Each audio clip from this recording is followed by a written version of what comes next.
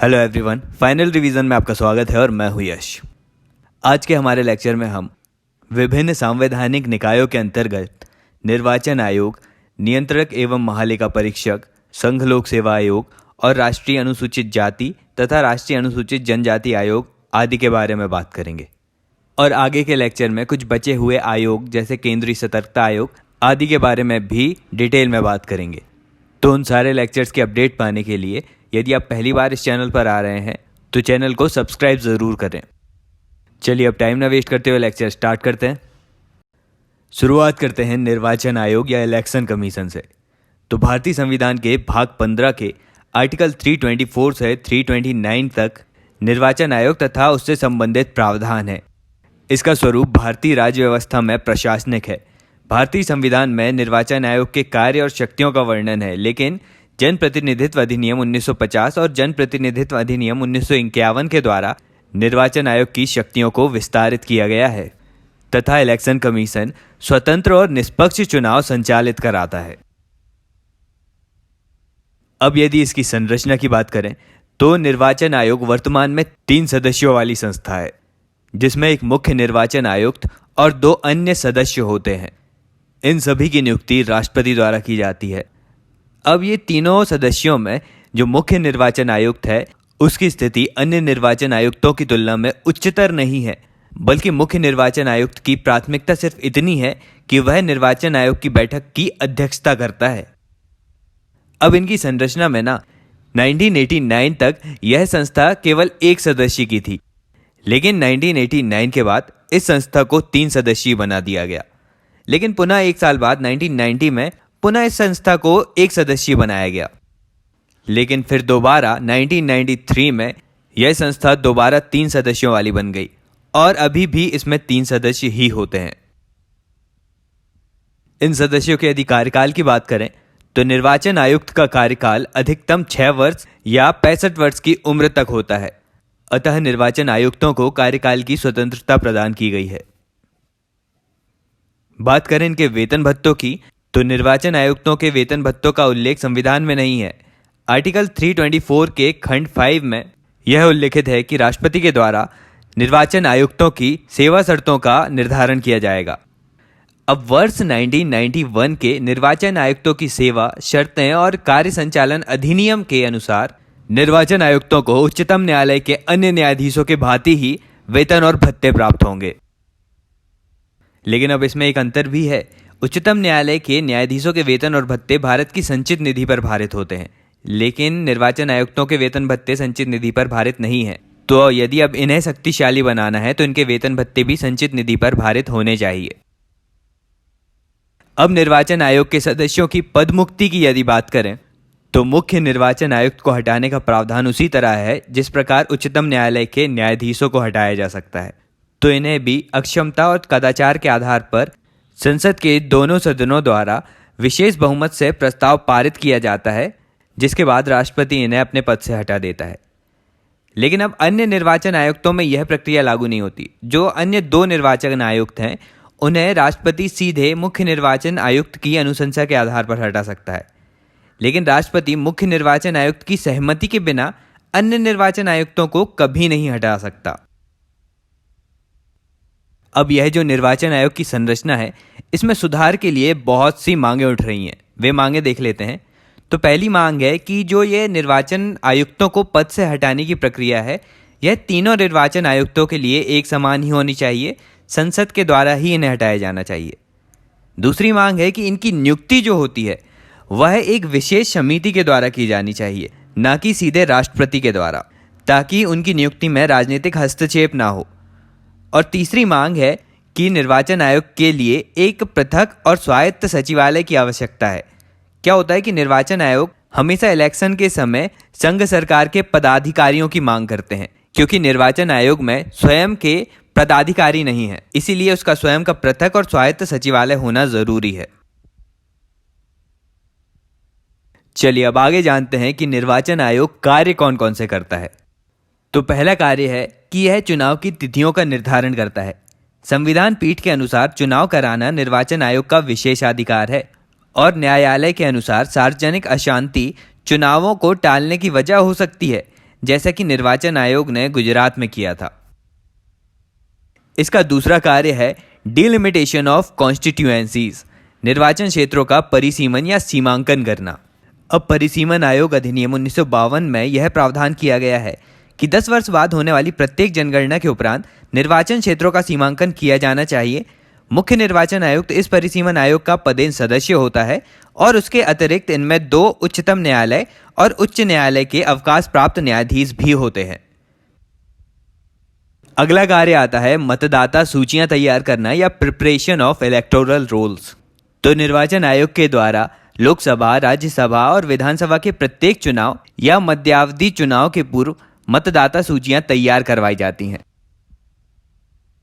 इसका अगला कार्य है राजनीतिक दलों का पंजीकरण कराना। यह व्यवस्था जनप्रतिनिधित्व अधिनियम 1951 के अनुसार दी गई है।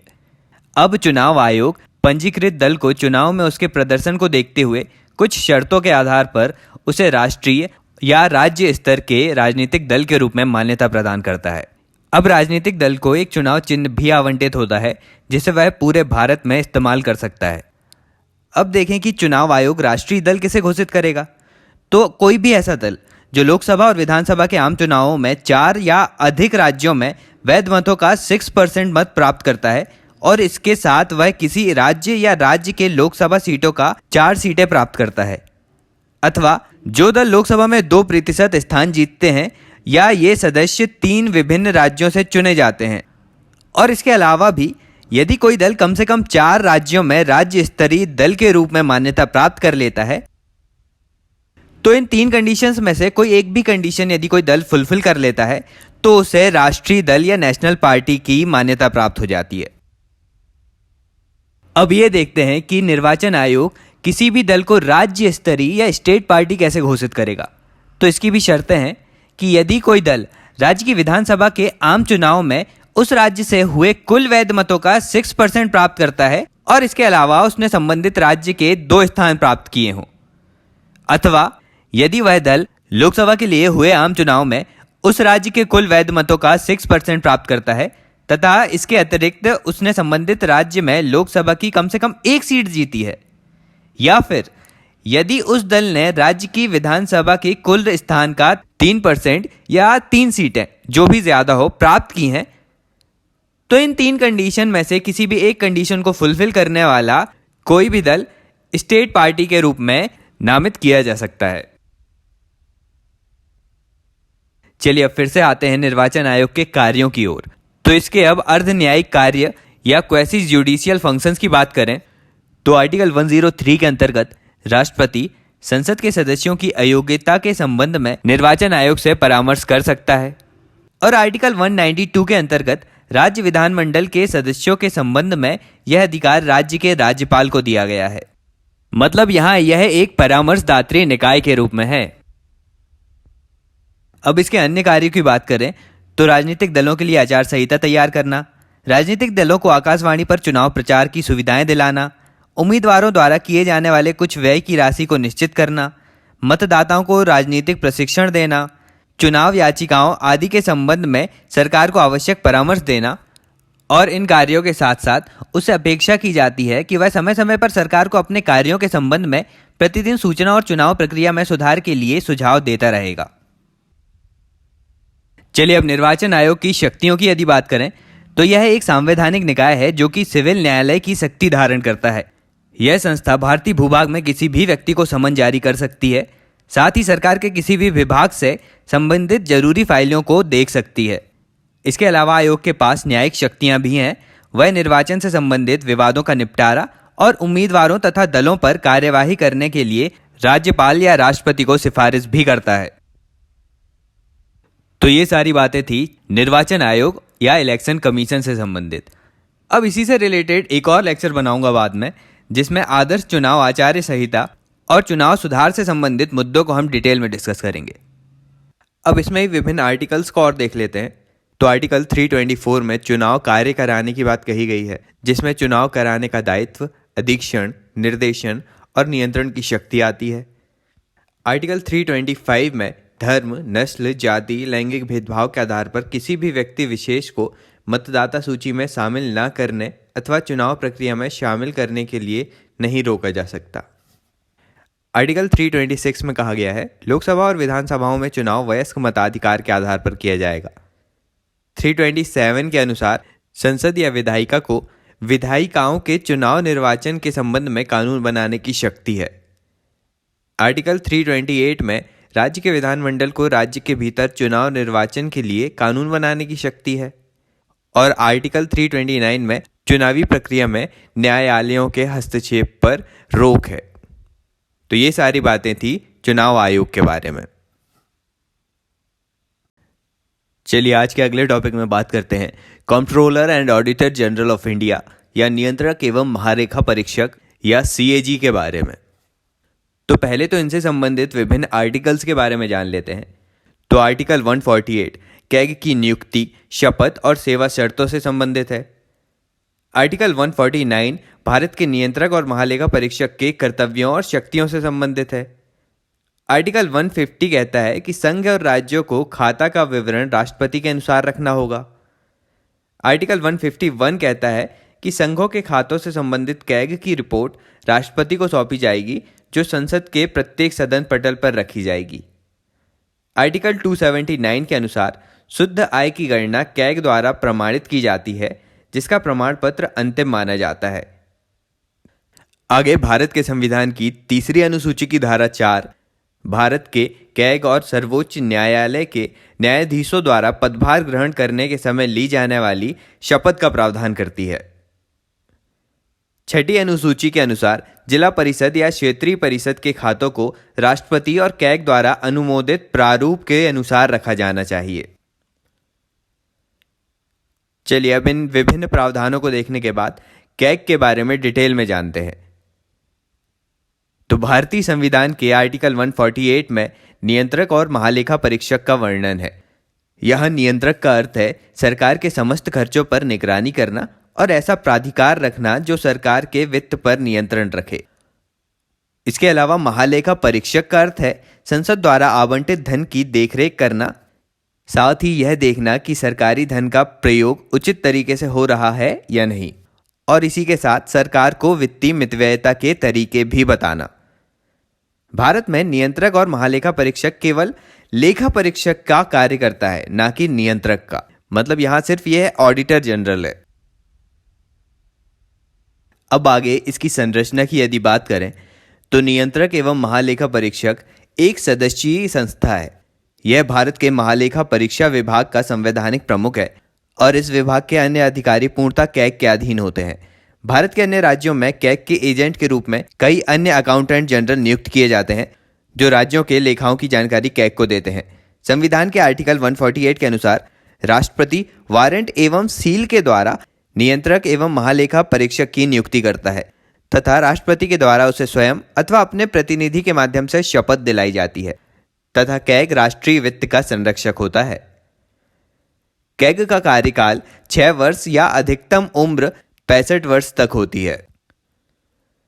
अब आगे निर्वाचन आयोग की तरह ही संविधान में कैग की संरचना का उल्लेख नहीं है, इसीलिए संसदीय अधिनियम 1971 में नियंत्रक एवं महालेखा परीक्षक की सेवा शर्तों का प्रावधान किया गया है, जिसमें एक अध्यक्ष के अतिरिक्त 4 सदस्य होंगे, जो कि इस प्रकार के खर्चों का ऑडिट करते हैं कि भारत की संचित निधि पर भारत केंद्र सरकार और राज्य सरकारों के सभी खर्च, भारत की आकस्मिक निधि और लोक निधि से सभी खर्चों का परीक्षण करना, किसी विभाग द्वारा जारी किए गए सभी व्यापार, निर्माण, लाभ व हानि की जांच करना, सरकार के सभी विभागों की जमा पूंजी की जांच करना, सभी सरकारी कंपनियों के खर्चों की जांच करना तथा उन सभी निगमों के खर्चों की जांच करना जिन्हें कानून द्वारा कैग को अनुमति दी जाए। तो ये सारे कुछ कार्य थे कैग के। अब इनकी पदमुक्ति की यदि बात करें तो कैग को आर्टिकल 148 के अनुसार अपने पद से उसी तरीके से हटाया जा सकता है जिस तरीके से उच्चतम न्यायालय के न्यायाधीश को हटाया जाता है। कैग के वेतन उच्चतम न्यायालय के न्यायाधीश के समकक्ष होते हैं। उनकी पेंशन और भत्ते भारत की संचित निधि पर भारित होते हैं और यह जो कैग है वह अपने अवकाश प्राप्ति के बाद कोई भी सरकारी पद धारण नहीं करेगा।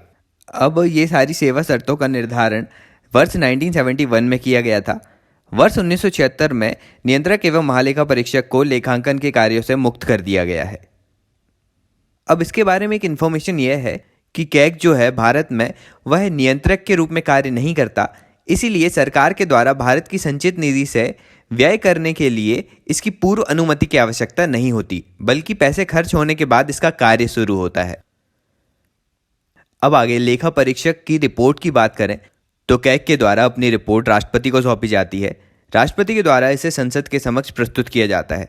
भारत में संघ और राज्यों के लिए एक ही लेखा परीक्षक है, अतः संघ और राज्यों के लिए लेखा परीक्षण के लिए अलग अलग प्रावधान नहीं किए गए हैं, बल्कि इकहरी व्यवस्था है। इसलिए राज्यों से संबंधित रिपोर्ट लेखा परीक्षक प्रत्येक राज्य के राज्यपाल को सौंपता है और राज्यपाल इसे राज्य के विधानसभा के समक्ष रखता है। इसका उल्लेख आर्टिकल 151 में किया गया है, लेकिन राष्ट्रपति और राज्यपाल के लिए रिपोर्ट रखवाने की किसी निश्चित समय सीमा का उल्लेख नहीं किया गया है। बात करें कि इस रिपोर्ट का महत्व क्या होता है, तो कैग के द्वारा प्रस्तुत की गई रिपोर्ट अनुशंसनात्मक होती है। मतलब परीक्षक की रिपोर्ट के आधार पर किसी भी पदाधिकारी के विरुद्ध न्यायालय में भ्रष्टाचार का कोई मुकदमा भी दर्ज नहीं हो सकता, लेकिन मीडिया द्वारा इसे अत्यधिक महत्व दिया जाता है। इसे प्रचार प्रसार प्राप्त होता है, जिससे जनमत का निर्माण होता है और सत्ताधारी दल को सत्ता से बाहर किया जा सकता है। अब ये जो लेखा परीक्षण होता है ना, यह अर्ध संसदीय कार्य है। मतलब क्या होता है कि धन का आवंटन संसद करती है, इसलिए कैग को ये देखने का अधिकार होता है कि वह धन कहाँ और कैसे व्यय किया गया।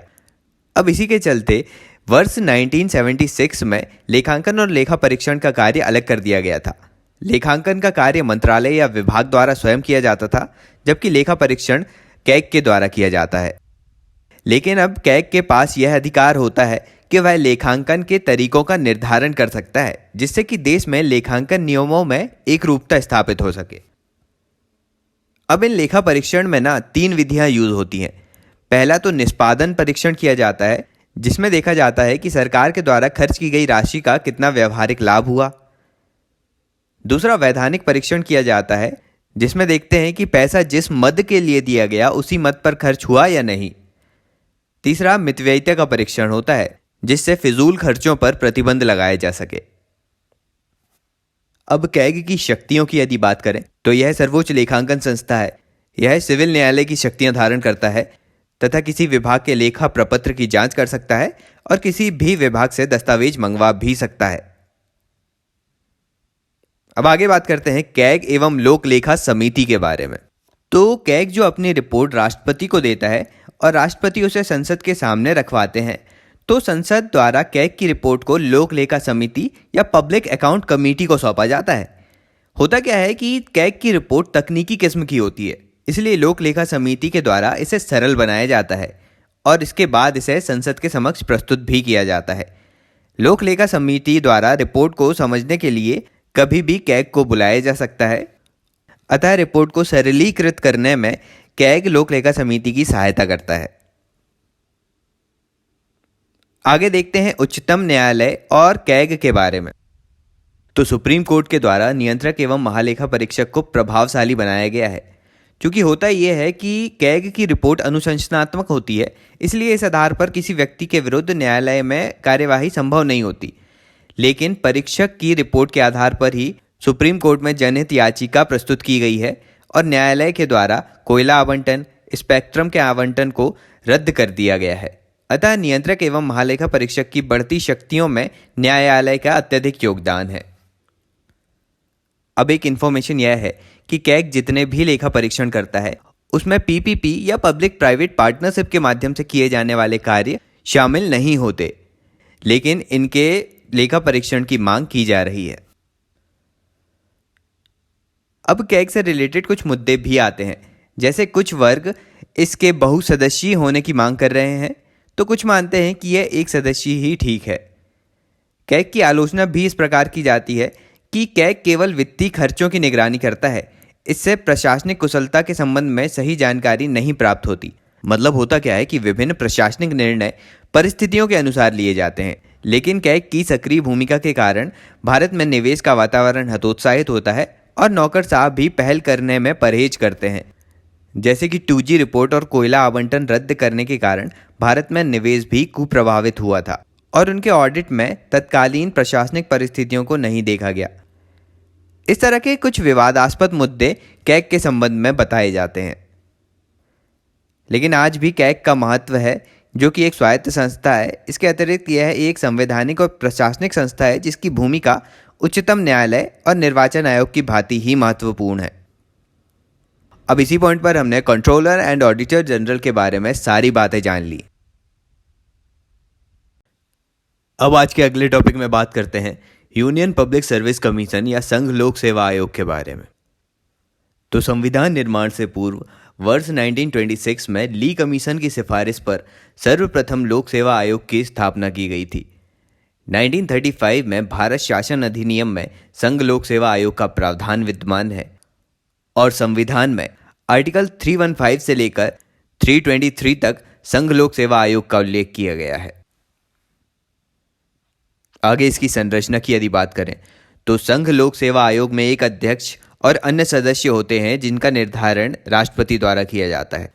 वर्तमान में अध्यक्ष के अतिरिक्त 10 अन्य सदस्य हैं। अब यूपीएससी के अध्यक्ष और सदस्यों की योग्यता का उल्लेख संविधान में नहीं है, लेकिन इतना अवश्य कहा गया है कि संघ लोक सेवा आयोग के आधे सदस्य वे होंगे जिन्हें किसी संघ सरकार या राज्य सरकार के अधीन 10 वर्ष के कार्य का अनुभव प्राप्त हो। अध्यक्ष और सदस्यों का कार्यकाल 6 वर्ष और इनकी नियुक्ति राष्ट्रपति द्वारा की जाती है। राष्ट्रपति ही इन्हें उच्चतम न्यायालय की सलाह के द्वारा हटा भी सकते हैं। अक्षमता और कदाचार के आधार पर सदस्य को हटाने से पूर्व राष्ट्रपति उच्चतम न्यायालय से जांच करवाता है और जांच रिपोर्ट की अनुशंसा पर ही इन्हें हटाया जाता है।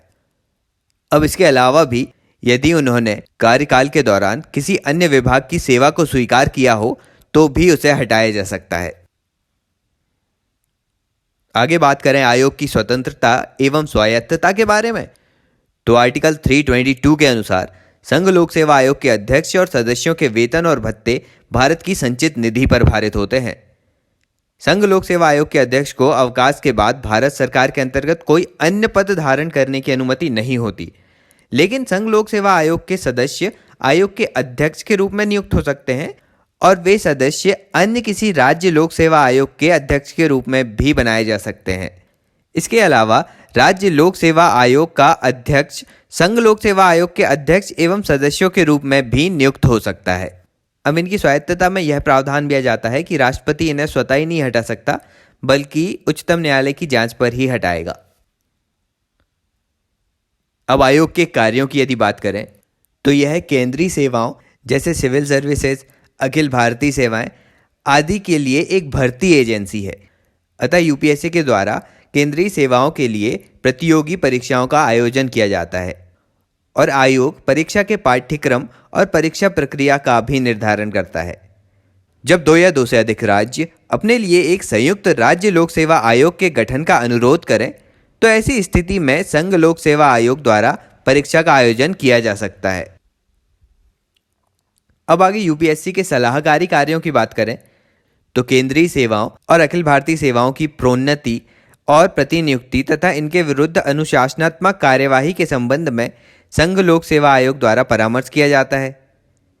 इसके अलावा सेवाओं में स्थानांतरण तथा राज्य सेवाओं से अखिल भारतीय सेवाओं में स्थानांतरण करने के लिए भी संघ लोक सेवा आयोग द्वारा परामर्श लिया जाता है। इसके अलावा इंटरव्यू या साक्षात्कार की प्रोसेस भी यूपीएससी के द्वारा ही आयोजित की जाती है। आगे सेवाओं के पाठ्यक्रम और परीक्षाओं के प्रारूप में परिवर्तन की अनुशंसा यूपीएससी द्वारा कार्मिक मंत्रालय को दी जाती है। कार्मिक मंत्रालय द्वारा संघ लोक सेवा आयोग के परामर्श से ही सेवाओं का कैडर का विभाजन भी किया जाता है। अब बात करते हैं आयोग की रिपोर्ट के बारे में। तो आयोग के द्वारा प्रतिवर्ष अपने कार्य की रिपोर्ट राष्ट्रपति को सौंपी जाती है, जिसे राष्ट्रपति संसद के समक्ष प्रस्तुत करता है और यदि आयोग की रिपोर्ट अस्वीकार की गई तो संसद को उसका कारण भी बताना आवश्यक होता है। इसका उल्लेख संविधान के आर्टिकल 323 में है। अब इसकी शक्तियों की यदि बात करें तो यूपीएससी सिविल न्यायालय की शक्तियां धारण करता है।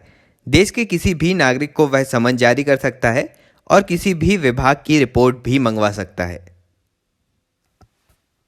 अब जान लेते हैं कि संघ लोक सेवा आयोग या यूपीएससी में ध्यान देने योग्य कमियां या समस्याएं क्या हैं। तो सरकार में नौकरियों के आरक्षण के लिए यूपीएससी से परामर्श नहीं लिया जाता। इसके अलावा यूपीएससी के अंतर्गत आने वाले किसी पद या सेवा को राष्ट्रपति हटा सकता है। भारतीय संविधान के अनुसार अखिल भारतीय सेवा और केंद्रीय सेवा से संबंधित विषयों पर राष्ट्रपति नियमन बना सकता है, जिसके लिए उसे आयोग से परामर्श की आवश्यकता नहीं होती। ऐसे नियमन को राष्ट्रपति द्वारा कम से कम 14 दिन तक सदन में रखना होगा, चाहे सदन इसे संशोधित करे या खारिज करे। लेकिन इन सब कमियों के बाद भी संघ लोक सेवा आयोग भारतीय संविधान में वर्णित अखिल भारतीय सेवाओं का पूरक प्रावधान है और आयोग के द्वारा संघ सरकार के उच्च पदों पर भर्ती के लिए तटस्थ और निष्पक्ष रूप से काम किया जाता है। तो ये सारी बातें थी यूपीएससी के बारे में। चलिए अब बात करते हैं राष्ट्रीय अनुसूचित जाति आयोग या national commission for scheduled caste के बारे में। तो हमारा भारतीय संविधान एक सामाजिक क्रांति का दस्तावेज और सामाजिक न्याय का एक उपकरण है।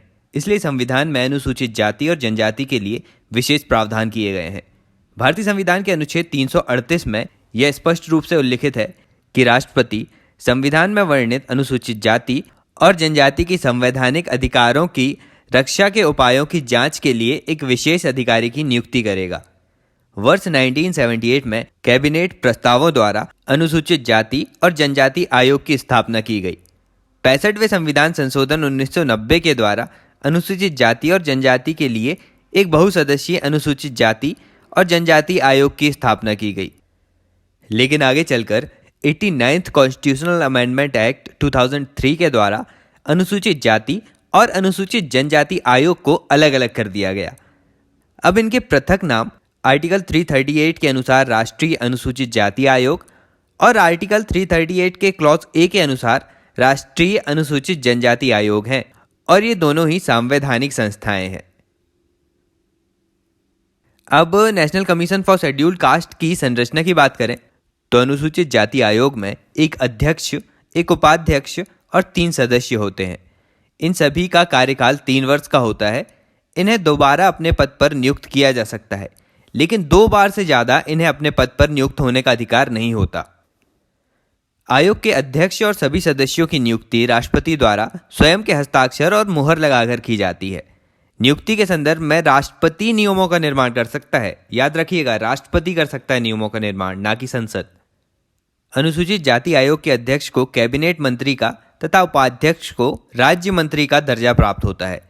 अध्यक्ष अनुसूचित जाति का सदस्य होना चाहिए जो एक प्रसिद्ध राजनीतिक और सामाजिक कार्यकर्ता होना चाहिए। बात करें आयोग के कार्यों की तो संविधान में अनुसूचित जाति के हितों की रक्षा के लिए वर्णित मामलों की जांच, उनकी निगरानी करना तथा अनुसूचित जाति के अधिकारों के हनन की शिकायत की जांच करना आयोग के प्रमुख कार्य हैं। इसके अलावा कुछ आयोग के कर्तव्य इस प्रकार हैं कि अनुसूचित जाति के लिए संविधान और भारत सरकार के किसी आदेश के अधीन किए गए रक्षा उपायों से संबंधित सभी विषयों की जांच करना और उन पर निगरानी रखना तथा उन पर किए गए रक्षा उपायों के कार्यान्वयन का मूल्यांकन भी करना। इसके अलावा अनुसूचित जाति को उनके अधिकारों और रक्षा उपायों से वंचित किए जाने की शिकायत की जांच करना। ऐसे उपबंधों के कार्यान्वयन के विषय में प्रतिवर्ष आयोग द्वारा राष्ट्रपति को प्रतिवेदन दिया जाना। इसके अलावा अनुसूचित जातियों के संरक्षण, सामाजिक और आर्थिक कल्याण तथा विकास के लिए सिफारिशें करना भी अनुसूचित जाति आयोग के कर्तव्य होते हैं। इन सब के अलावा भी संघ सरकार और राज्य सरकारों के द्वारा अनुसूचित जाति और संबंधित नीतियों का निर्माण करते समय आयोग से परामर्श लिया जाएगा। आयोग अनुसूचित जाति के सामाजिक और आर्थिक विकास से संबंधित नियोजन की प्रक्रिया में भी सलाह देगा और सहभागिता करेगा तथा अनुसूचित जाति के कल्याण के लिए चलाई जा रही योजनाओं के बेहतर क्रियान्वयन की निगरानी भी करेगा। अब इस आयोग की शक्तियों की बात करें तो अनुसूचित जाति आयोग जब किसी शिकायत की जांच करता है तो वह सिविल न्यायालय की भांति कार्य करता है। इसके अंतर्गत वह भारतीय क्षेत्र से किसी व्यक्ति को बुला सकता है और उसकी जांच कर सकता है तथा किसी न्यायालय अथवा कार्यालय से वह दस्तावेज की मांग भी कर सकता है। अब आयोग के द्वारा प्रतिवर्ष राष्ट्रपति को रिपोर्ट प्रस्तुत की जाती है जिसे राष्ट्रपति संसद के समक्ष रखवाता है तथा यह रिपोर्ट राज्यपाल के द्वारा विधानमंडल के समक्ष रखवाई जाती है। यदि रिपोर्ट की किसी सिफारिश को अस्वीकार किया जाता है तो सदन के समक्ष इसका कारण बताना होता है। तो ये सारी बातें थी national commission for scheduled caste के बारे में। आगे बात करते हैं national commission for scheduled tribes या राष्ट्रीय अनुसूचित जनजाति आयोग के बारे में।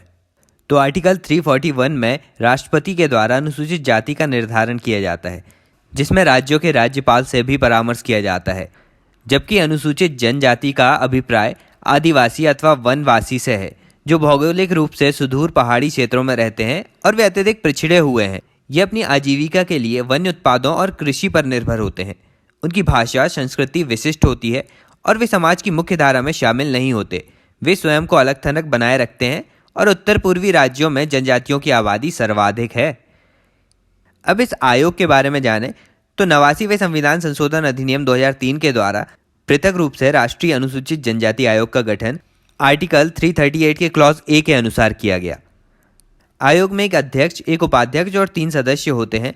राष्ट्रपति समय समय पर अध्यक्ष, उपाध्यक्ष और सदस्यों की सेवा शर्तों और कार्यकाल का निर्धारण करता है। इन सभी का कार्यकाल 3 वर्षों का होता है। अध्यक्ष और सदस्य 2 कार्यकाल से ज़्यादा नहीं नियुक्त किए जा सकते। अध्यक्ष अनुसूचित जाति का सदस्य होना जरूरी होता है, जो प्रसिद्ध सामाजिक और राजनीतिक कार्यकर्ता हो। अब इनके वेतन भत्ते भारत सरकार के सचिव के समान ही होते हैं और उपाध्यक्ष और अन्य सदस्यों में कम से कम 2 व्यक्ति अनुसूचित जनजाति से संबंधित होने चाहिए। अब इनके बाकी सारे प्रावधान और कार्य तथा शक्तियां अनुसूचित जाति आयोग के समान ही हैं। भारत में राष्ट्रीय अनुसूचित जनजाति आयोग के 6 क्षेत्रीय कार्यालय भी हैं। वे हैं मध्य प्रदेश भोपाल में, भुवनेश्वर उड़ीसा में, जयपुर राजस्थान में, रायपुर छत्तीसगढ़ में, रांची झारखंड में और शिलोंग मेघालय में। अब इस आयोग के कार्य भी अनुसूचित जनजाति आयोग के समान ही हैं, लेकिन कुछ विशिष्ट कार्यों की बात करें तो वर्ष 2005 में राष्ट्रपति के द्वारा अनुसूचित जनजाति आयोग को वन क्षेत्रों में लघु उत्पादों पर स्वामित्व दिया गया तथा वनों के खनिज संसाधनों पर भी जनजातियों के नियंत्रण को स्वीकार किया गया और जनजातियों के स्थानीय स्वशासन के लिए panchayat extension to scheduled areas act 1996 PESA act का प्रावधान किया गया। अब आयोग के प्रतिवेदन से संबंधित प्रावधान भी पिछले आयोग की तरह ही हैं। तो यहाँ पर हमने अनुसूचित जाति आयोग और अनुसूचित जनजाति आयोग के बारे में सारी बातें जान ली। इसी पॉइंट पर हमारा आज का लेक्चर कंप्लीट होता है, जिसमें हमने सारे संवैधानिक निकायों की बात की जो हमारे भारतीय संविधान में उल्लिखित हैं। आई होप लेक्चर पसंद आया होगा तो लाइक कर दीजिएगा और पहली बार इस चैनल पर आ रहे हो तो चैनल सब्सक्राइब ज़रूर करना है। आगे के लेक्चर्स में बात करेंगे कुछ सांविधिक निकायों की, जिनका निर्माण विभिन्न एक्ट के माध्यम से हुआ। ठीक है, तो अभी के लिए चलता हूँ। मिलते हैं अगले वीडियो में एक नए टॉपिक के साथ। Thank you so much for listening.